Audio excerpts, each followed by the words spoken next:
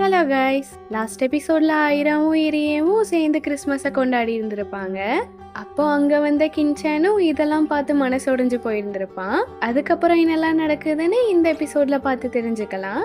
நீங்க இப்பதான் first time நம்ம சேனலுக்கு வரீங்கன்னா மறக்காம சப்ஸ்கிரைப் பண்ணிட்டு பாருங்க. அப்போதான் நான் போடுற வீடியோஸ் உங்களுக்கு அடுத்தடுத்து நோட்டிபிகேஷனா வரும். சரி வாங்க டிராமாக்குள்ள போகலாம். அடுத்து இவளும் காலேஜ் செகண்ட் இயர் போயிட்டா. என்னதான் வருஷங்கள் போனாலும் எனக்கு இரிய மேல இருக்கிற ஃபீலிங்ஸ் போகாதுன்னு சொல்லிட்டே போயிட்டு இருக்கா. இங்க டென்னிஸ் பிராக்டிஸ்ல கோச் சூடோசனும் சொல்றாரு, புதுசா வந்த ஜூனியர்ஸ் எல்லாரையும் நான் நம்மளோட டீமுக்கு வரவேற்கிறேன், யாராச்சும் ஏதாச்சும் பேசணும்னா பேசுங்கப்பான்னு சொல்றாரு. அப்போ மட்சுமோவோட தங்கச்சி அயாக்கோவும் வந்து, நான் தான் எங்க ஸ்கூல்லயே பெரிய டென்னிஸ் பிளேயரு, நான் எதுக்காக இந்த காலேஜை போய் சூஸ் பண்ணனா, அது எல்லாமே இரியேக்காக தான், எப்படியாச்சும் இரியேவோட மனசுல இடம் பிடிச்சிடணும்ன்றதுதான் என்னோட ஒரே குறிக்கோள்னு சொல்லி கண்ணடிக்கிறா. இதை பார்த்து இரியே ஷாக் ஆகுறானோ இல்லையோ மட்சுமோவும் ஐராவும் ஷாக் ஆகுறாங்க. ஐயோ, இந்த குட்டி சாத்தான் வேற என்னெல்லாம் பண்ண போகுதுன்னு தெரியலையேன்னு முழிச்சிட்டு நிக்கிறா. அடுத்து கேன்டீன்ல உட்காந்து பேசிட்டு இருக்காங்க. ச்சே, நம்மலாம் இப்போ சீனியர்ஸ் ஆயிட்டோம், நமக்கு ஒரு ஜூனியர் வேற இருக்காங்கன்னு சொல்லி சிரிச்சிட்டு இருக்காங்க. சட்டாமி, நீ மட்டும் ஏன் எதுவுமே பேசாம இருக்கன்னு கேக்குறா. அதுவா, நான் நாளையில இருந்து ஒரு பார்ட் டைம் ஜாப் போக போறேன், ஒரு மேகசின் கம்பெனில எனக்கு வேலை கிடைச்சிருக்குன்னு சொல்றா. சூப்பர் சட்டாமி, அப்படி போடு, உனக்குள்ள நிறைய திறமை இருக்குன்னு சொல்றாங்க. எப்படியாச்சும் இதே கம்பெனிலே என்னோட பர்மனன்ட் வேலையும் நான் வாங்கிடணும், அதுதான் என்னோட கோல்னு சொல்றா. அப்போ ஜிங்கோ என்னடானா, ஐரா நீ என்ன பண்ண போற, கண்டிப்பா காலேஜ் முடிச்சதும் நீ இரியவ கல்யாணம் தானே பண்ணிக்க போறேன்னு சொல்றாங்க. ஐயோ, அப்படிலாம் நடந்தா நல்லாதான் இருக்கும், ஆனா அப்படிதான் நடக்காதே, எனக்கு நான் என்ன பண்றதுன்னே தெரியலன்னு சொல்றா இவ. ஜிங்கோவோ, நான் கூட ஒரு மியூசிக் கம்பெனில தான் வேலை பார்க்கணும்னு எனக்கு ஆசை, நான் அதுக்காக தான் தீவிரமா உழைச்சிட்டு இருக்கேன்னு சொல்றா. சூப்பர் சூப்பர்னு ரெண்டு பேரும் சொல்லிட்டு ஐரா தான் ஃபீல் பண்ணிட்டு இருக்கா. நம்ம தான் இன்னும் எதுவுமே பண்ணாம இருக்கோமோ, நம்ம ஃபியூச்சர்ல என்ன பண்ணுவோம்னு யோசிக்கிறா. இவ அந்த மாதிரி யோசிச்சாலே இவளுக்கு இரியவ கல்யாணம் பண்ற மாதிரி தான் வருது. ஐயோ இல்ல இல்ல, நம்ம வாழ்க்கையில முன்னேறணும், அதுக்கு ஒரு வழியை கண்டுபிடிக்கணும்னு இவளும் புலம்பிட்டு இருக்கா. அடுத்த வீட்டுல இரியவோட அம்மாவும் இவளும் பேசிட்டு இருக்காங்க. அப்போ அவங்களும் வீட்டுல ஒரு பார்ட்டி வைக்க போறேன்னு சொல்றாங்க. என்னது பார்ட்டியா, அப்போ அதுக்கு கண்டிப்பா இரியே வருவானா? கண்டிப்பா வருவாமா, அவன் இல்லாம எப்படின்னு சொல்றாங்க. முக்கியமான விஷயம் ஐரா, இந்த வருஷத்துல இருந்து உனக்கு காம்படிஷனும் அதிகமாயிடுச்சு, நீ கொஞ்சம் கவனமா இருக்கணும்னு சொல்றாங்க. எதுக்கு ஆன்ட்டின்னு கேக்குறா. எதுக்கா? அதான் உங்க காலேஜுக்கு புதுசா ஒரு ஆடு வந்திருக்கே, என் பையனை வளைச்சு போடுறதுக்குன்னு சொல்லி அவங்களும் ஃப்ரிட்ஜ் மேல அந்த பொண்ணோட போட்டோவை ஓட்டுறாங்க. மச்சுமோட தங்கச்சி தான் அது. ஐயோ ஆன்ட்டி, நீங்க என்ன இவ்வளோ ஃபாஸ்டா இருக்கீங்க, அதுக்குள்ள எப்படி உங்களுக்கு இவளை பத்திலாம் தெரிஞ்சதுன்னு கேக்குறா. நான் தான் சொன்னேனே, எனக்கு எல்லாமே தெரியும், இந்த பொண்ணு அழகாதான் இருக்கு, நல்லாவும் படிக்குது, டென்னிஸ் கூட நல்லா தான் விளையாடுது, ஆனா கண்டிப்பா இந்த பொண்ணு என் பையனுக்கு செட் ஆக மாட்டா, என் பையனுக்கு கரெக்டா வர ஒரே பொண்ணுனா அது நீ மட்டும் தான்னு சொல்றாங்க. தயவு செஞ்சு எப்படியாச்சும் என் பையனை கரெக்ட் பண்ணி எங்க ஃபேமிலியில ஒரு மெம்பர் ஆயிடுமான்னு சொல்றாங்க. கண்டிப்பா ஆன்ட்டி, நான் அவளும் தலையாட்டுறா. அடுத்து இரியோட அப்பாவும் ஐராவோட ஹோட்டலுக்கு வந்திருக்காரு. என்னடா இந்த பக்கம்லாம் வந்திருக்க, என்ன பண்றது, உன்னோட ருசியான சாப்பாடை சாப்பிட நான் இங்க வந்துதானே ஆகணும். சரி ஐச்சான், ஃபியூச்சர்ல உன்னோட இந்த ரெஸ்டாரண்ட்டை என்னடா பண்ண போற, ஐராக்கு அப்படி இல்லைன்னா ஐராவோட ஃபியூச்சர் ஹஸ்பண்டுக்கு இதை கொடுத்துருவியான்னு கேட்குறாரு. அப்போ ஷெஃப்பும் இதை கேட்டுட்டு, கின்சான் ஃபியூச்சர்ல இந்த ஹோட்டலே உனக்கு தாண்டா சொந்தமாக போகுதுன்னு சொல்றாரு. ஓ அப்படியா, சரி சரின்னு அவனும் சோகமா போயிடுறான். உனக்கே தெரியும்ல, என் பொண்ணுகிட்ட இதை நம்பி கொடுத்தா அவ்வளோதான், இந்த ரெஸ்டாரண்ட் என்னோட அப்படியே போயிருண்டா, அப்படி இல்லைன்னா அவளோட ஹஸ்பண்டுக்கு வேணா நான் இதை கொடுத்துருவேன்னு சொல்றாரு. ஆனா நான் அப்படி இல்லடா, எனக்கு என் பையன் இரியே மட்டும்தான் அந்த கம்பெனியை பார்த்துக்கணும், ஆனா அவனுக்கு தான் இது பிடிக்கவே இல்லை. இரியேக்கு பிடிக்கலன்னா என்ன, அதான் உனக்கு 2 பசங்க இருக்காங்கல்ல, இரியே இல்லைன்னா யூகி அதை பார்த்துக்க போறான்னு சொல்றாரு. இல்ல ஐச்சான், யூகி வளர்ந்து வர வரைக்கும் என்னால வெயிட் பண்ண முடியாது, அதுக்குள்ள ஏதாச்சும் பண்ணி ஆகணும்னு சொல்றாரு. இங்க கின்சானும் சம்மந்தமே இல்லாம ஷெஃப் கிட்ட போய் சாரி கேட்டுட்டு போறான். சாரியா? டேய் உனக்கு என்னடா ஆச்சு, மூளைகீழ குழம்பிடுச்சான்னு பாக்குறாரு.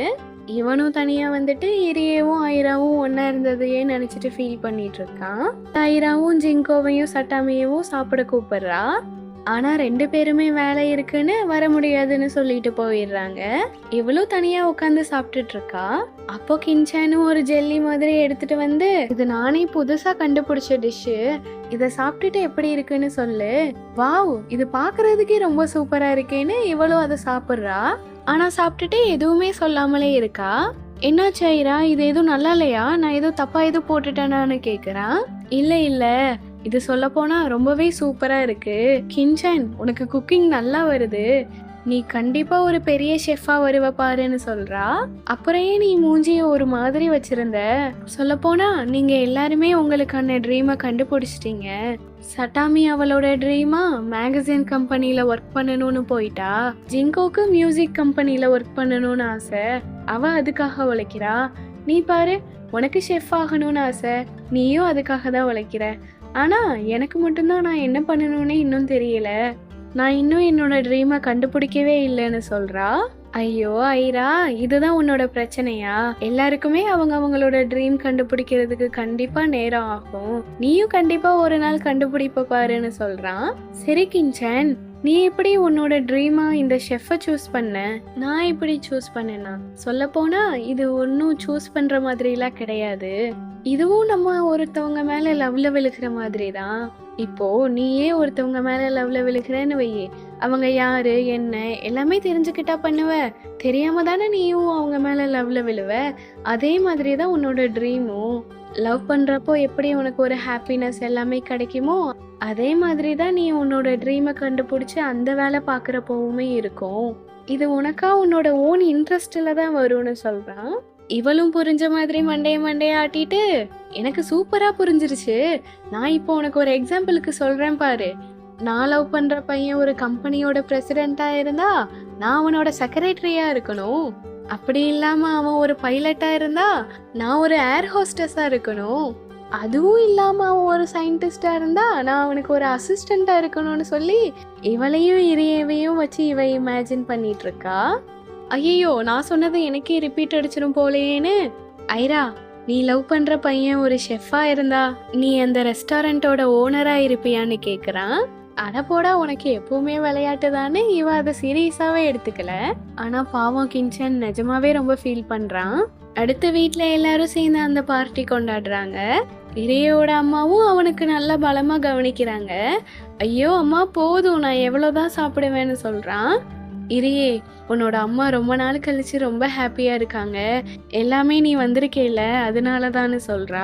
அப்போ இறையோட அம்மாவும் ரொம்ப குடிச்சிட்டு, ஐராவும் இறையவும் இன்னும் கொஞ்ச நாள்ல கல்யாணம் பண்ணிட்டு ஒரு நல்ல கப்பிள்ஸா இருப்பாங்க, நம்ம எல்லாருமே ஒரு ரியல் ஃபேமிலி ஆயிருவோம்னு சொல்றாங்க.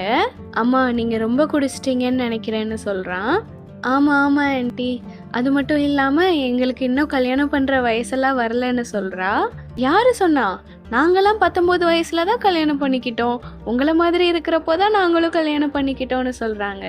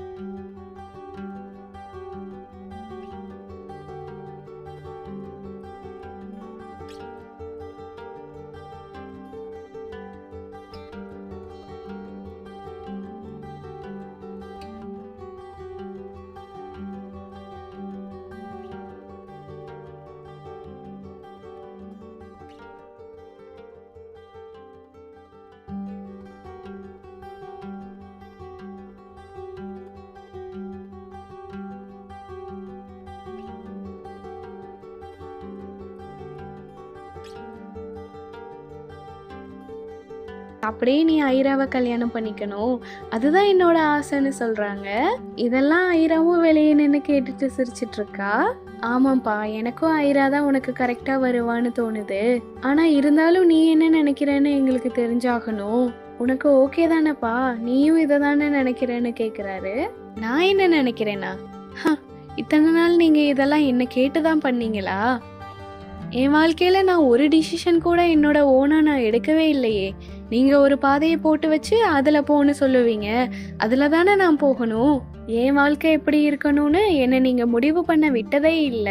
இப்ப மட்டும் ஏன் இப்படி வெக்கமே இல்லாம வந்து கேக்குறீங்கன்னு சொல்றான். இரியே, நீ என்ன வார்த்தை பேசுற?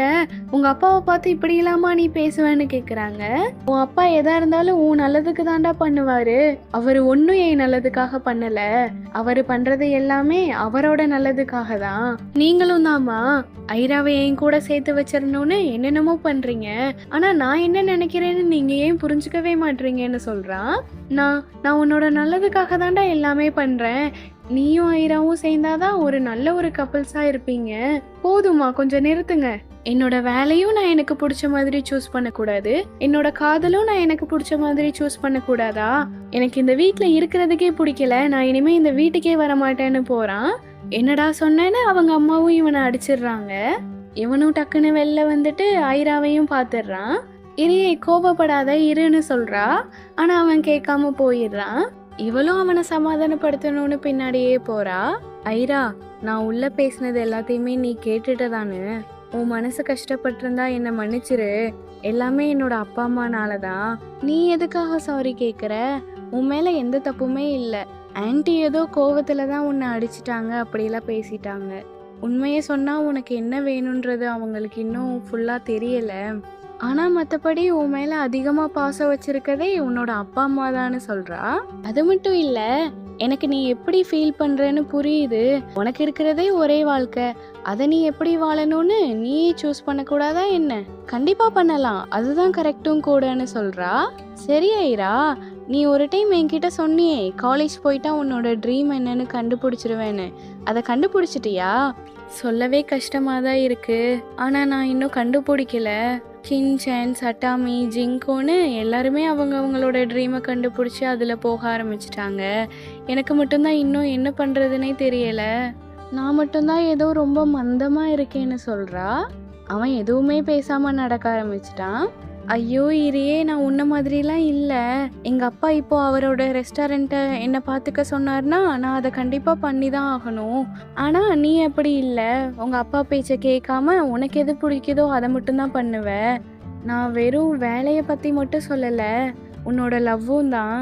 உன் அப்பா அம்மா சொன்னாங்கன்றதுக்காகலாம் நீ என்னை லவ் பண்ண வேணாம். உனக்கு யாரை பிடிச்சிருக்கோ நீ அவங்கள லவ் பண்ணிக்கோ. கண்டிப்பா உனக்கு ஒரு நல்ல பொண்ணு தான் கிடைப்பான்னு இவ சொல்லிட்டு இருக்கும் போதே அவன் என்னடானா பொசுக்குன்னு எனக்கு டாக்டர் தான் ஆகணும்னு சொல்லிடுறான். இவளும் இதை கேட்டுட்டு ஷாக் ஆயிட்டா. எனக்கு டாக்டர் தான் ஆகணும், அதுதான் என்னோட கனவு. எப்படியாச்சும் அடுத்து வர எக்ஸாமை நல்லா எழுதி நான் மெடிக்கல் டிபார்ட்மெண்ட்டுக்கு போயிடுவேன். ஆனால் எனக்கு தெரியல என்னால் முடியுமான்னு. அதுக்காக தான் நான் இவ்வளோ கஷ்டப்பட்டு படிச்சுட்டும் இருக்கேன்னு சொல்கிறான். இவன் எதுக்காக டாக்டரை சூஸ் பண்ணியிருப்பான்னா, அன்னைக்கு ஐரா கஷ்டப்பட்டு யூகே ஹாஸ்பிட்டலில் கொண்டு வந்து சேர்த்தது, அப்புறம் ஒரு உயிரை காப்பாற்றுறது வெறும் கடவுள்கிட்ட மட்டும் இல்லை டாக்டர்ஸ் கிட்டையும் இருக்குன்னு இவன் புரிஞ்சிட்டு இருந்திருப்பான். அதுக்கப்புறம் தான் இவனுக்கு இதுலேயும் இன்ட்ரெஸ்ட் வந்திருக்கும். என்னோட ட்ரீமை நான் கண்டுபிடிச்சிட்டேன், அது டாக்டர் தான்னு சொல்கிறான். அப்போ நீ ஏன் அதை உன் அப்பா கிட்ட சொல்லக்கூடாது? நீ சொன்னேன்னா அவங்க புரிஞ்சுப்பாங்கல்ல, நீ சொல்லிப்பாருன்னு சொல்கிறா. இல்லை, எனக்கு இன்னும் கொஞ்சம் நாள் தேவைப்படுது மற்றவங்க கிட்ட சொல்கிறதுக்கலான்னு சொல்கிறான். மற்றவங்க கிட்டையா? அப்போ நான் மற்றவங்க இல்லையா? என்கிட்ட மட்டும் ஏன் இப்போ சொன்னேன்? எனக்கு தெரியல ஏன்னு, உன்கிட்ட மட்டும்தான் எனக்கு சொல்லணும்னு தோணுது. சரி ஐரா, நான் இதுக்கு மேலே நானே போய்க்கிறேன், நீ பார்த்து போ வீட்டுக்குன்னு சொல்லிட்டு அவனும் போயிடுறான். இதோட இந்த ட்ராமாவோட 12th எபிசோட் முடியுது. நீங்கள் இந்த ட்ராமாவோட அடுத்தடுத்த எபிசோட்ஸ் பார்க்கணுன்னா மறக்காமல் நம்ம சேனலை சப்ஸ்கிரைப் பண்ணி வச்சுக்கோங்க. அப்போ தான் நான் போடுற வீடியோஸ் உங்களுக்கு அடுத்தடுத்து நோட்டிஃபிகேஷனாக வரும். தேங்க்யூ ஃபார் வாட்சிங் கைஸ்.